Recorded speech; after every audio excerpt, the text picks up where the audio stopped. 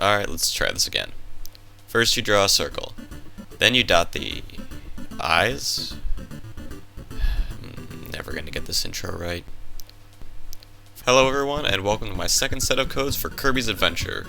I'm just gonna put this right here because I don't really know where Kirby went, but anyway.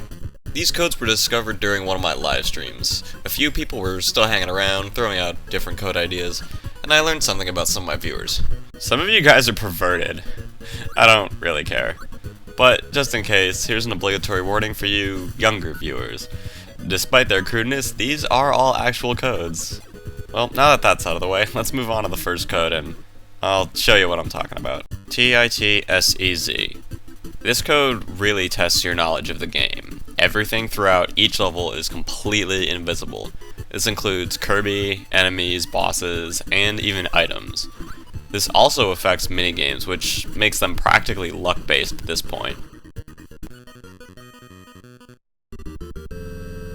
The only way to tell where you are is to try and inhale something, so at least there's an indicator of where you are on the screen. This code unfortunately does make some of the levels unplayable, however an 8-line code might actually resolve this issue. I'll be sure to look into tweaking this code further. The next code is SEXXUS. This code does two things. First, it messes with Kirby's inhale animation, making it look as if he can take up the entire screen. However, this code seems to have absolutely no effect on the ability itself. What's more interesting to note, however, is on the title screen, it turned Kirby's name gray. Now with this knowledge, we can actually narrow down just where the code for coloring in the title screen is, and now make changes to it. So without going into too much detail, here are the list of codes. This first code will take Kirby's name and change it to a nice looking blue color. The second code will take adventure and make it a slightly darker blue color.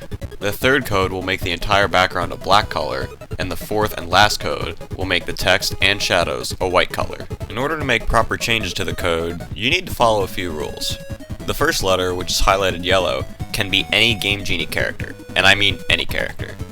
The second letter, which is color-coded orange, can only be a Game Genie character within its given table. How do you know which table it's in? In the description below, I'll provide a list of all the tables you'll need. For the orange letters, use tables 1 and 2. If your letter is in table 1, then make sure the letter you change it to is also in table 1. The same rule applies if it's in table 2. Lastly, the letter color-coded red can only be one of two Game Genie characters. Here you will use table 3 to determine what the other character is. Although the code is actually in hexadecimal notation, think of changing the last letters just like how binary works, where 0 is off and 1 is on. If at any point you do not follow these rules, you end up creating a new code entirely, which a majority of the time will grant a completely different result from what you intended.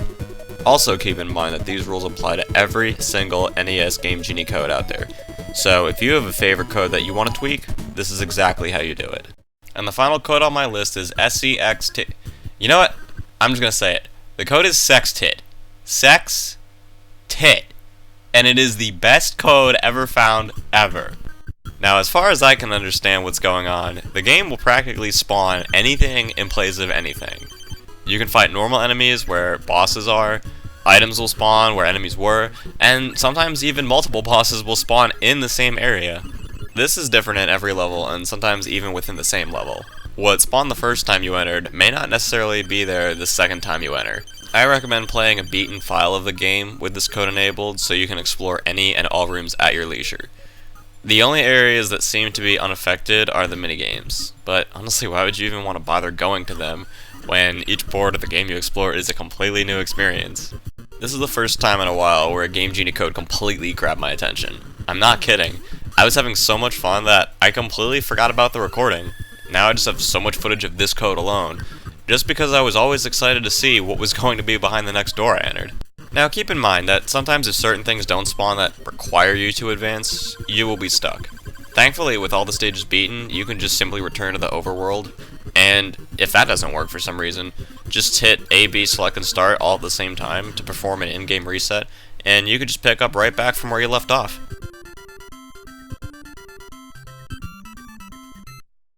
This isn't the clip, nor is this an edit. The game literally dropped me off right here after killing Krakow. Just wanted to share that with you.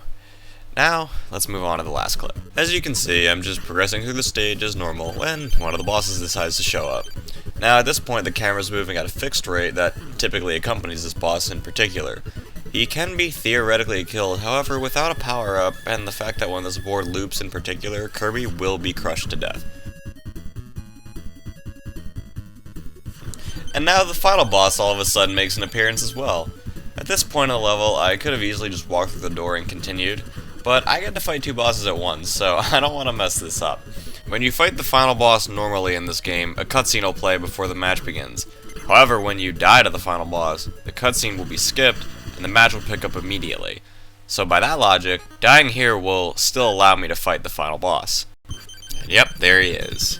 What's also interesting to note is that it appears the coding on the final boss seems to take priority over the standard bosses.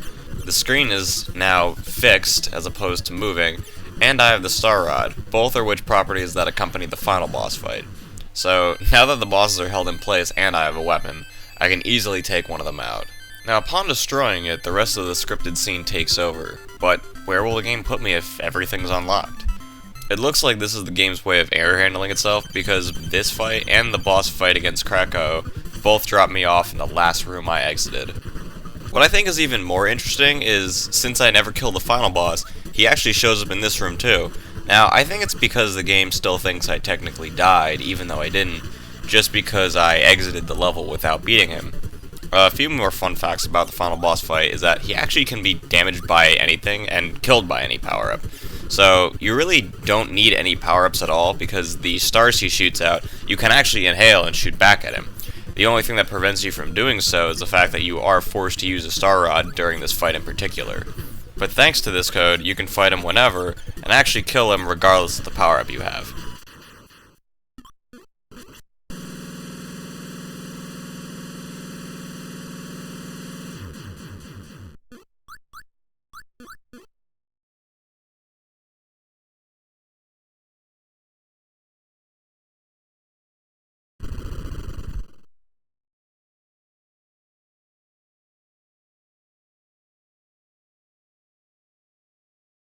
And that's it. The final cutscene, although a little glitchy, begins to play normally, and the game is over. I wonder what would have happened if I had not beaten the game completely, and I defeated the final boss. Looks like I'll have to go back and test that for another time. Sorry I took up half the video just to show you one code, but I really did have a lot of fun, and hopefully showed you why it is most certainly worth the time to try for yourself. If you do try this code out, feel free to share your stories. It seems like the possibilities for what can happen in this game are endless. Well, that's all the time we have for now, so I hope you thoroughly enjoyed this episode. The next installment of codes is for Super Mario Bros. This time, the codes come from you guys, the viewers. So, thank you all for tuning in, let me know what you guys think, and I'll catch you guys all later in the next Game Genie video. This is your host, Solar Eclipse, signing off.